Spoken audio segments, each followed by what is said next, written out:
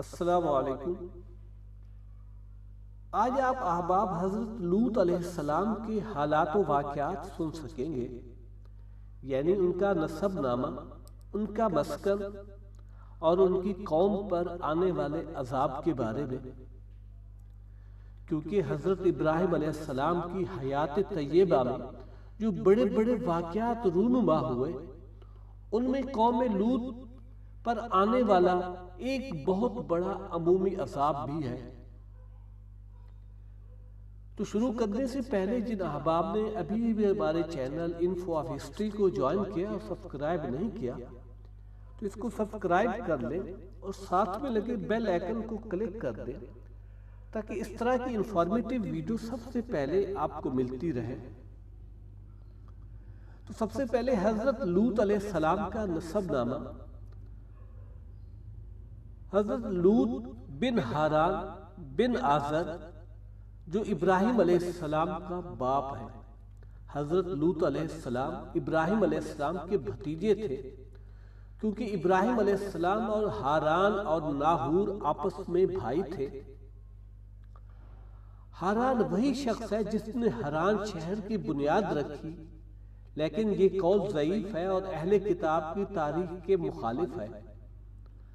حضرت لوط علیہ السلام اپنے چچا حضرت ابراہیم علیہ السلام کی اجازت سے اور حکم سے ان کا علاقہ چھوڑ کر غور زغر کے علاقے صدوم شہر میں آباد ہو گئے تھے۔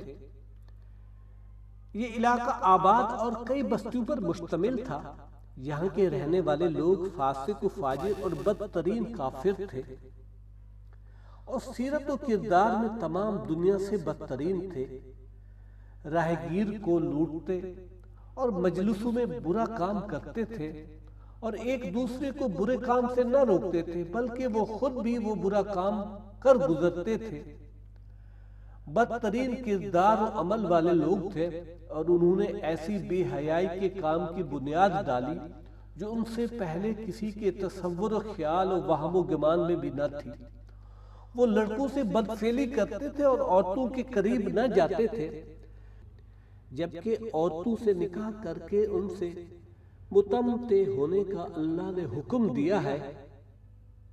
ان کو حضرت لوط علیہ السلام نے اللہ کی طرف بلایا کہ ایک اللہ کی عبادت کرو جس کا کوئی شریک نہیں، اور ان کو برائی اور بے حیائی کے کاموں سے روکا، لیکن وہ ان کاموں سے رکنا تو کجا بلکہ مزید سرکشی اور گناہی میں بڑھتے ہی گئے اور اپنے فسق و فجور اور کفر کی راہوں پر قائم ہی رہے۔ پھر اس کے نتیجے میں اللہ نے ان پر ایسا عذاب بھیجا جو ان کے وہم و گمان بھی نہ تھا، اور ان کو اللہ تعالیٰ نے بعد میں آنے والوں کے لیے جو صاحب و عقل و بصیرت ہوں گے باعث عبرت و نصیحت اور مثال بنا دیا۔ اسی طرح اللہ تعالیٰ نے قرآن مجید میں سورۃ اعراف میں فرمایا، جس کا مفہوم کچھ اس طرح ہے، اور اسی طرح جب ہم نے لوط کو پیغمبر بنا کر بھیجا تھا تو اس وقت انہوں نے اپنی قوم سے کہا کہ تم ایسی بے حیائی کا کام کیوں کرتے ہو کہ تم سے پہلے جہاں والوں میں سے کسی نے اس طرح کا کام نہیں کیا، یعنی خواہش نفسانی پورا کرنے کے لیے عورتوں کو چھوڑ کر لڑکوں پر کرتے ہو۔ حقیقت یہ ہے کہ تم لوگ حد سے گزر جانے والے ہو۔ تو ان سے اس کا جواب کچھ نہ بن پڑا، اور بولے تو یہ بولے کہ ان لوگوں یعنی لوط اور ان کے گھر والوں کو اپنے گاؤں سے نکال دو، کہ یہ لوگ پاک بننا چاہتے ہیں۔ تو ہم نے ان یعنی لوط کو اور ان کے گھر والوں کو بچا لیا، مگر ان کی بیوی نہ بچی کہ وہ پیچھے رہنے والوں میں تھی، اور ہم نے ان پر پتھروں کا مینہ برسایا۔ سو دیکھ لو کہ گناہگاروں کا انجام کیسا ہوتا ہے۔ اور سورہ ہود میں اللہ تعالیٰ کا فرمان ہے جس کا مفہوم کچھ اس طرح ہے، اور ہمارے فرشتے ابراہیم کے پاس بشارت لے کر آئے تو سلام کہا۔ انہوں نے ابراہیم علیہ السلام نے جواب میں سلام کہا۔ جب ابھی کچھ وقفہ نہیں ہوا تھا کہ ابراہیم علیہ السلام ایک بھنا ہوا بچہ لے کر آئے۔ پھر جب انہوں نے دیکھا ان کے ہاتھ کھانے کی طرف نہیں جاتے تو ان سے اجنبیت محسوس کی اور دل میں ان سے ڈرنے لگے۔ انہوں نے کہا کہ ڈرو نہیں، ہم تو قوم لوط کی طرف بھیجے گئے ہیں۔ اور ابراہیم علیہ السلام کی بیوی جو پاس کھڑی تھی ہنس پڑی، تو اس نے اس کو اسحاق علیہ السلام کی اور اسحاق علیہ السلام کے بعد یعقوب علیہ السلام کی خوشخبری دی۔ وہ کہنے لگی، اے میرے بچہ پیدا ہوگا، میں تو بوڑھا ہوں اور یہ میرے میاں بھی بوڑھے ہیں، یہ تو بڑی عجیب بات ہے۔ انہوں نے فرشتوں نے کہا کہ تم خدا کی قدرت سے تعجب کرتی ہو؟ اے اہل بیت، تم پر خدا کی رحمت اور اس کی برکتیں ہوں، وہ لائق تعریف اور بزرگی والا ہے۔ جب ابراہیم علیہ السلام سے خوف جاتا رہا اور ان کو خوشخبری مل گئی تو قوم لوط کے بارے میں ہم سے بحث کرنے لگے۔ بے شک ابراہیم علیہ السلام بڑے بردبار، نرم دل اور رجوع کرنے والے تھے۔ اے ابراہیم، اس بات کو جانے دو، تمہارے پروردگار کا حکم آ پہنچا ہے اور ان لوگوں پر عذاب آنے والا ہے جو کبھی نہیں ٹلنے گا۔ اور جب ہمارے فرشتے لوط کے پاس آئے تو وہ ان کے آنے سے غمناک ہو گئے اور تنگ دل ہوئے اور کہنے لگے، آج کا دن بڑی مشکل کا دن ہے۔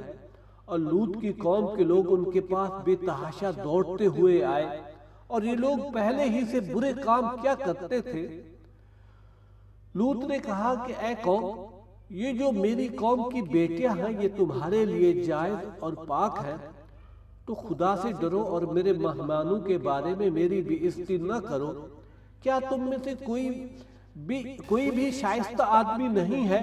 وہ بولے کہ تم کو معلوم ہے کہ تمہاری قوم کی بیٹیوں کی ہماری کچھ حاجت نہیں، اور جو ہم چاہتے ہیں وہ تم کو خوب معلوم ہے۔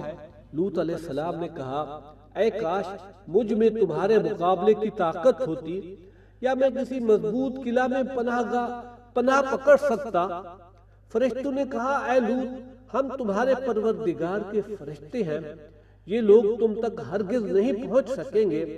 رات کے ایک حصے میں اپنے گھر والوں کو لے کر چل دو، اور تم میں سے کوئی شخص پیچھے مڑ کر نہ دیکھے، مگر تمہاری بیوی جو آفت آن پڑنے والی ہے وہی اس میں پڑے گی۔ ان کے عذاب کے وعدے کا وقت صبح کا ہے، کیا صبح کچھ دور ہے؟ پھر جب ہمارا حکم آیا تو ہم نے اس بستی کو الٹ کر نیچے اوپر کر دیا اور ان پر پتھر کی لگاتار مسلسل کنکریاں برسائیں، جن پر تمہارے پروردگار کے ہاں سے نشان کیے ہوئے تھے، اور وہ بستی ان ظالموں سے کچھ دور نہیں۔ یہ تو سورۃ ہود میں ذکر کیا گیا جب حضرت لوط علیہ السلام نے ان کو ایک اللہ کی عبادت کی طرف بلایا جس کا کوئی شریک نہیں، اور ان کو ان کے بے حیائی کے کاموں سے روکا جن کی اللہ تعالیٰ نے نشاندہی فرمائی ہے، تو انہوں نے آپ کی دعوت و وعظ و نصیحت پر کان نہ دھرا اور ایمان نہ لائے، حتیٰ کہ ایک آدمی بھی ان سے ایمان نہ لایا۔ اور جن کاموں سے روکا گیا اس سے بھی باز نہ آئے، بلکہ اپنے غلط کام جاری رکھے اور اپنی سرکشی اور گمراہی سے نہ رکے، اور اپنی طرف بھیجے ہوئے رسول کو اپنی بستی سے باہر نکالنے کا ارادہ کیا اور اس کو کمزور سمجھا اور اس سے مذاق و ٹھٹھا کیا۔ اور لوط علیہ السلام کی پوری گفتگو کے جواب میں اس بے عقل قوم کا جواب یہ تھا، آل لوط کو اس بستی سے نکال دو کہ یہ لوگ پاک باز بنے پھرتے ہیں۔ پس اللہ تعالیٰ نے لوط علیہ السلام اور اس کے گھر والوں کو کفر و شرک اور دیگر برائیوں کی آلائشوں سے پاک رکھا، مگر ان کی بیوی ان سے الگ رہی اور تباہ ہوئی۔ اور اللہ تعالیٰ نے لوط علیہ السلام اور اس کی قوم کو بہت اچھے طریقے سے الگ کیا اور کافروں کو ان کے گھروں میں لیٹنے پر مجبور کیا اور ان پر سخت لوچ چلائی جو سمندر کی موجوں کی طرح منہ زور اور بدبودار تھی، اور وہ در حقیقت ہوا نہیں تھی بلکہ بھڑکتی ہوئی آگ اور بدترین گرمی تھی، اور پانی بدبودار تھا۔ بستی سے نکال دینے کی بات انہوں نے اس وقت کی جب لوط علیہ السلام نے ان کو بہت بڑے بےہودہ کام اور بڑی بے حیائی سے روکا جس کا ان کے سوا پوری دنیا میں کوئی مرتکب نہیں ہوا تھا۔ اس لیے اللہ نے ان کو دنیا والوں کے لیے عبرت کا نمونہ بنا دیا تھا۔ مذکورہ بے حیائی اور بے ہودگی کے ساتھ ساتھ وہ راہگیروں کو لوٹتے اور اپنے ساتھیوں کی خیانت کرتے، بے حیائی والی گفتگو اور قصہ گوئی اور اکٹھ کی جگہ میں مختلف قسم کے برے کام اور بری باتیں کرتے، حتیٰ کہ وہ اپنی مجلسوں میں ذرہ بھر حیا نہ کرتے۔ بعض اوقات ان کی مجلسوں میں برے کام کیے جاتے مگر وہ ان پر ناپسندیدگی کا اظہار نہ کرتے، اور نہ کوئی واعظ و نصیحت ان پر اثر کرتی، اور نہ کسی عقل مند و دانا انسان کی نصیحت آمیز گفتگو ان پر اثر کرتی۔ اس معاملے میں وہ جانوروں کی طرح ہو گئے تھے، بلکہ جانوروں سے بھی زیادہ گمراہ تھے۔ نہ تو وہ اپنے غلط کاموں سے باز آئے، اور نہ گزشتہ گناہوں پر نادم و پشیمان ہوئے، اور نہ آئندہ کے لیے ان کو اپنے آپ تبدیل کرنے کا ارادہ کیا تھا۔ اس لیے اللہ تعالیٰ کے سخت عذاب نے ان کو آ پکڑا، اور انہوں نے لوط علیہ السلام کو یہاں تک کہہ دیا، اگر تو سچا ہمارے پاس اللہ کا عذاب لے آ۔ اور جس عذاب سے ان کو لوط علیہ السلام نے ڈرایا تھا، اس عذاب کے واقع ہونے کا مطالبہ کر دیا۔ اس وقت ان کے نبی حضرت لوط علیہ السلام نے ان کے لیے بد دعا کی اور رب العالمین سے فسادی قوم کے خلاف مدد کرنے کی التجا کی۔ مفسرین یوں بیان فرماتے ہیں کہ جب فرشتے جبرائیل علیہ السلام، میکائیل علیہ السلام اور اسرافیل علیہ السلام ابراہیم علیہ السلام سے روانہ ہوئے تو وہ سدوم کے علاقے میں خوبصورت نوجوان لڑکوں کی شکل و صورت میں آئے۔ اللہ کی طرف قوم لوط پر حجت قائم کرنے اور ان کی آزمائش کے لیے فرشتوں نے ایسی شکل اختیار کی، اور سورج ڈوبنے کے وقت مہمانوں کے انداز میں لوط علیہ السلام کے پاس آئے۔ تو لوط علیہ السلام کو فکر لاحق ہوئی کہ اگر میں ان کو مہمانوں کے طور پر اپنے پاس نہ ٹھہراؤں گا تو یہ مجبوراً کسی اور کے پاس جا کر قیام کریں گے اور وہ ان کو نقصان پہنچائیں گے، کیونکہ لوط علیہ السلام نے واقعی میں حقیقتاً ان کو انسان ہی خیال کیا، اور اسی وجہ سے ان کے لیے غمگین ہوئے اور دل ہی دل میں کڑھے کہ یہ سخت مصیبت اور مشکل کا دن ہے۔ حضرت ابن عباس اور حضرت قتادہ رضی اللہ عنہ فرماتے ہیں کہ یہ دن حضرت لوط علیہ السلام پر کٹھن اور مشکل تھا، کیونکہ وہ جانتے تھے کہ یہ لوگ ان مہمانوں کو نقصان پہنچائیں گے جیسے وہ اوروں کے ساتھ برا سلوک کرتے تھے۔ اور حضرت لوط علیہ السلام کی قوم نے حضرت لوط علیہ السلام کو یہ بھی کہا ہوا تھا کہ آپ کسی مہمان کو اپنے پاس ٹھہرا نہیں سکتے، لیکن جب انہوں نے دیکھا کہ رات ہو چکی ہے، اب ان سے چھٹکارے کی کوئی صورت نہیں ہے۔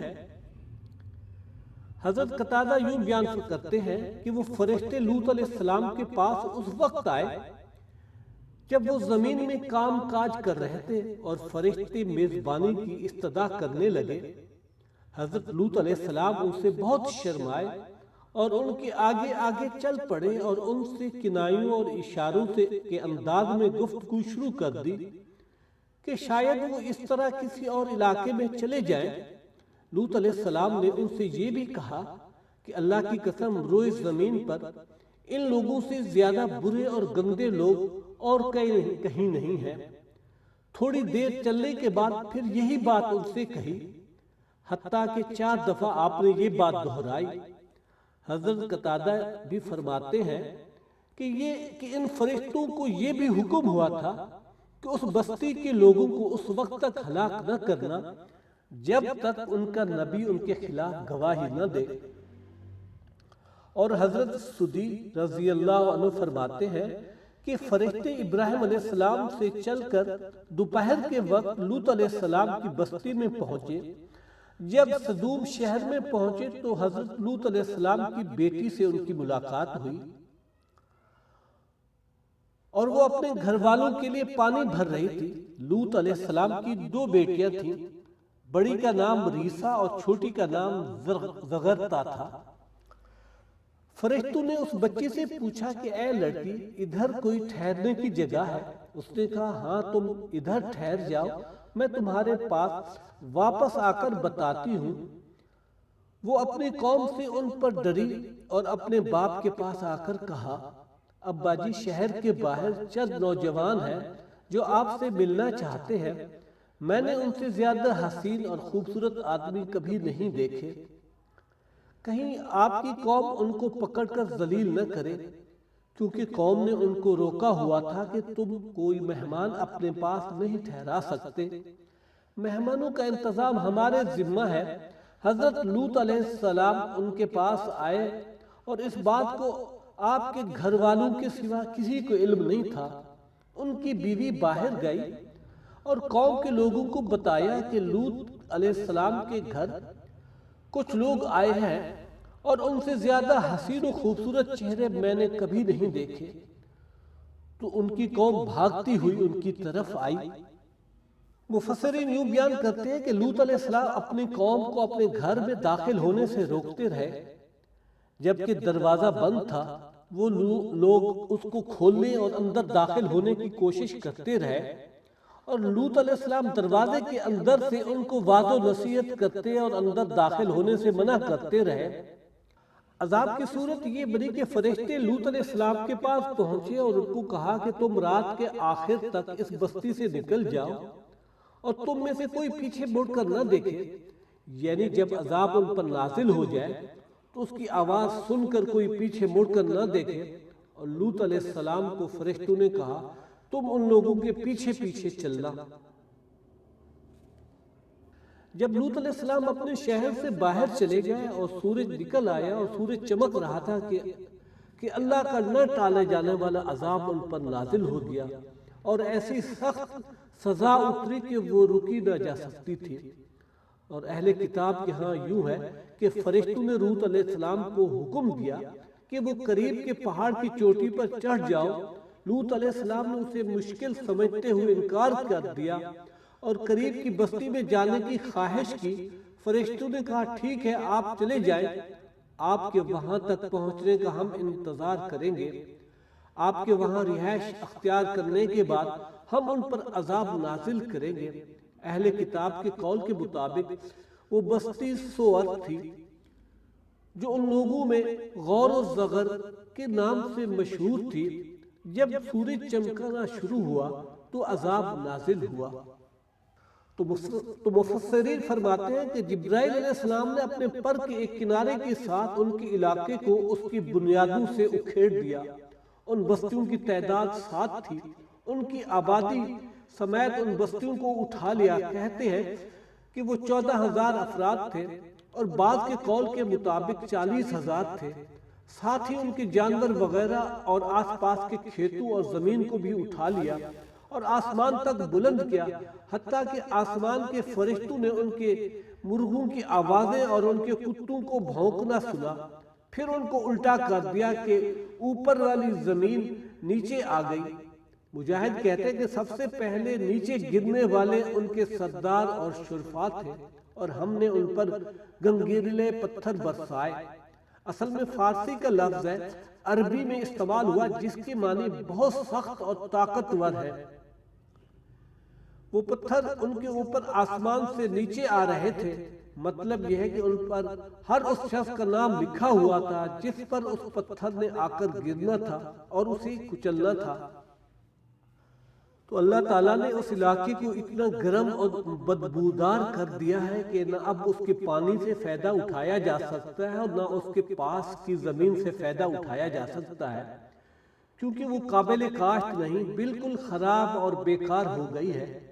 اس طرح اللہ نے اس بستی کو عبرت و نصیحت کے لیے نمونہ اور اپنی عزت و قدرت کی نشانی اور اپنی مخالفت کرنے والوں اور رسولوں کی تکذیب کرنے والوں، اپنے نفس کی خواہش کی پیروی کرنے والوں اور اپنے مالک و آقا کی نافرمانی کرنے والوں سے انتقام کی مثال بنا دیا، اور اس بات پر دلیل قائم کر دی کہ اللہ تعالیٰ اپنے ایماندار بندوں کو ہلاکت و تباہی سے نجات دیتا ہے اور ان کو اندھیروں سے نکال کر روشنی کی طرف لاتا ہے۔